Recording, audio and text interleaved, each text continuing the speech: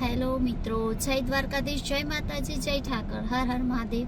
આજે અમે જઈ રહ્યા છીએ રઢુ ગામ, જે અમદાવાદથી આશરે 50 કિલોમીટર દૂર આવેલું છે.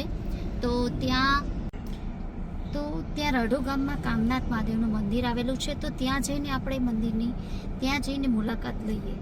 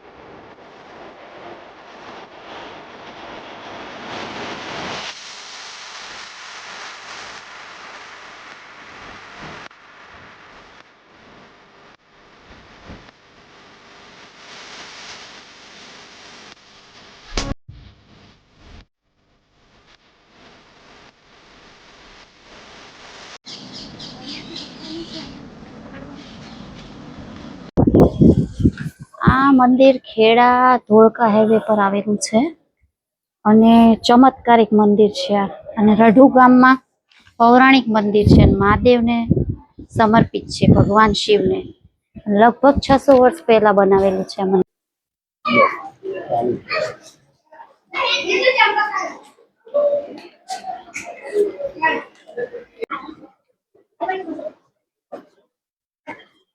આ ક્યાં આપવાનું છે?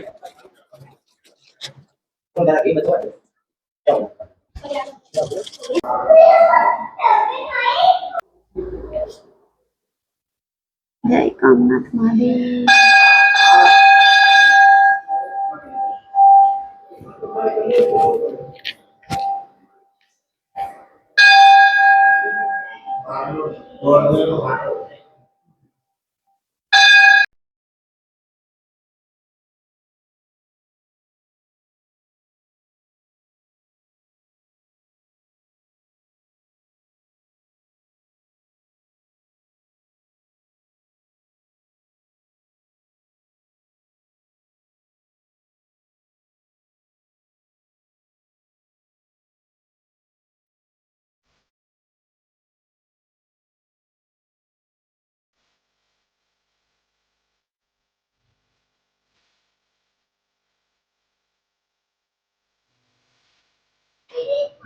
આ મંદિરમાં 1350 થી વધુ માટલા રાખવામાં આવ્યા છે આખી કરીને.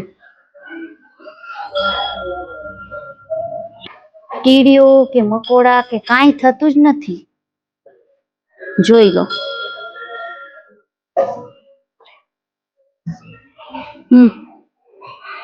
બગડે જ ને, ઘીમાં સ્મેલ બી ના આવે ને કાંઈ ન થાય. કીડી મકોડા કાંઈ જ થતું નથી.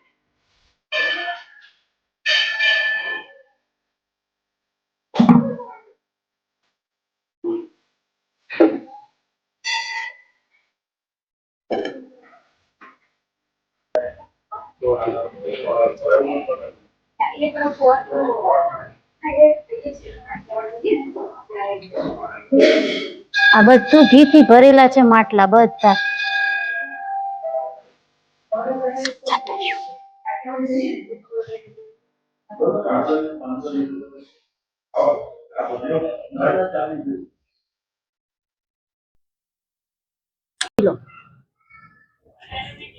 ચાર ભંડાર અહીંયા ભરેલા છે, 4 ભંડાર. આ ચોથા નંબરનો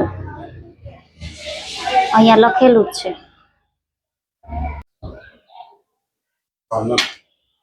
આ યજ્ઞ કરવામાં આવે છે. આ શેનો યજ્ઞ કરવામાં આવે? અખંડ હવન અહીંયા ચાલુ જ રહે ને રોજ? વર્ષોથી અહીંયા અખંડ હવન ચાલુ રાખવામાં આવ્યો છે.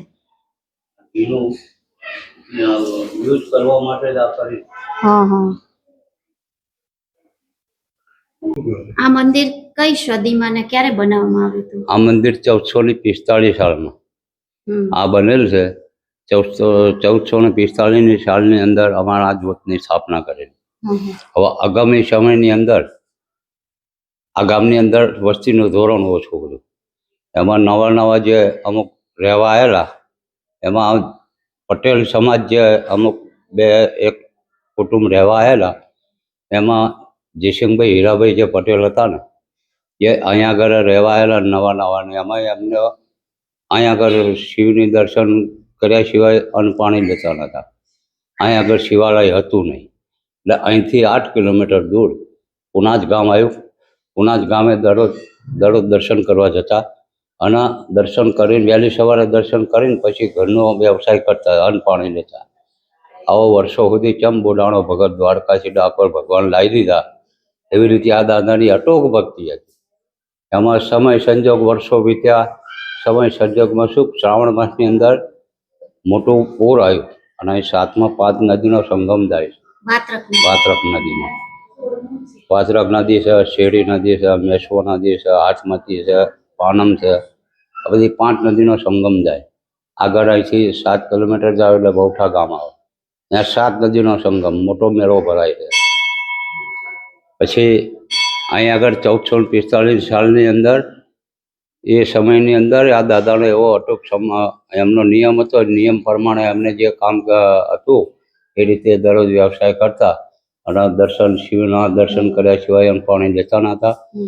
પછી સમય સંજોગ જતા વાત્રક નદીમાં બહુ મોટું પૂર આવ્યું અને પૂર આવતા લગભગ 8 દિવસ રહેલું આ પૂર. એટલે દાદાનાથી દર્શન કરવા ત્યાં જવાય નહીં. એટલે પછી એમણે ઘરે બેઠા ભગવાનના જાપ કર્યા.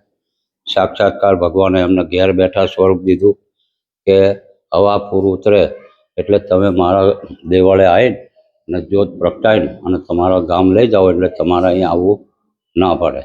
અને એમાં એ રીતે તે ઝરમર વરસાદ પવન પણ તો પ્રચલિત ત્યાંથી જ્યોત પ્રગટાવીને અહીં લાયા ત્યાં સુધી એ જ્યોત અખંડ રહી. અખંડ અને સ્થાપિત કરી તે ઘડે અહીં શિવાલય નહોતું એટલે નાની ડેરીમાં જ્યોત સ્થાપના કરી દીધી. પછી સમય જતા ઘીની જરૂર પડે, ત્યારે તો આટલું ઘી હતું નહીં. એટલે અહીં ગામ લોકો મુખ્ય હતા ને એમણે એવો એક નિયમ કર્યો કે જેના ઘેર ખેડૂત વર્ગ એટલે જેના ઘેર ગાય ભેંસ વિયાય એટલે એનું વલોણું હોય પહેલાં મૂકી જતા. અને જેમ જેમ એમણે વલોણા મૂક્યા ને એમ એમને છે ને એમને ઉજવળતા આવી. એટલે એમને એવું થયું કે હવે દાદાની માનતાઓ માનવી પડે.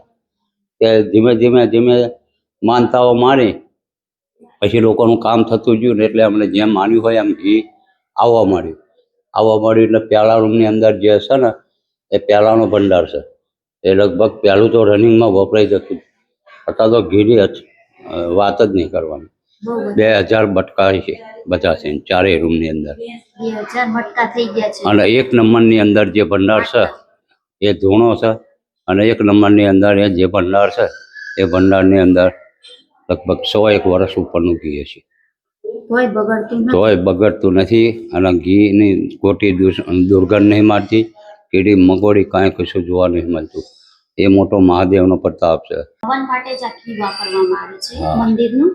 અને આવી રીતે રઢુ ગામનું આ છે ચમત્કારિક મંદિર જે બધાની મનોકામના પૂર્ણ કરે છે મહાદેવ, કામનાથ મહાદેવ. આ રીતે આ ભાઈ આપણને આની વધુ ઇતિહાસ કહ્યો. અને મારું નામ